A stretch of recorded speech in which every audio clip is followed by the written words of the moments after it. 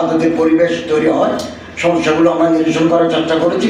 কিন্তু 199 কোটি টাকার যে প্রজেক্ট আছে, মেগা প্রজেক্ট, এটা আমরা শুরু করব। এটাকে আরও বেশি পরিচ্ছন্ন, আধুনিক, সৌন্দর্যমণ্ডিত আইকনিক মসজিদ হিসেবে আমরা এটা রূপান্তর করতে পারবো। জি, আমি রাজীব রেজা, বাংলাদেশ টেলিভিশন থেকে। যে প্রকল্পটা আপনার হাতে নিয়েছেন 199 কোটি টাকা, এটা কি সরকারের টাকা?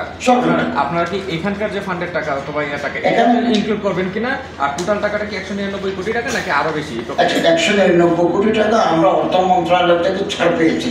অর্থ মন্ত্রণালয় আমাদেরকে সম্মতি দিয়েছেন যে এটা করেন। আর আমাদের এখানে ফান্ড আছে, আমাদের কত আছে আপনি 109 কোটি টাকা বাজার মোকারণে আছে। আপনারা কি টোটালটা একসাথে ইনক্লুড করবেন না শুধু প্রকল্পটা 199 কোটি টাকা হচ্ছে সৌন্দর্য বর্ধন, বিউটিফিকেশন এন্ড ডেভেলপমেন্ট। আর 109 কোটি টাকা যেখানে আছে সেখানে কর্মচারীদের বেতন আছে, ওনাদের জন্য আবার গ্র্যাজুইটি প্রভিডেন্ট ফান্ডের জন্য টাকা রাখতে হবে। বলেন।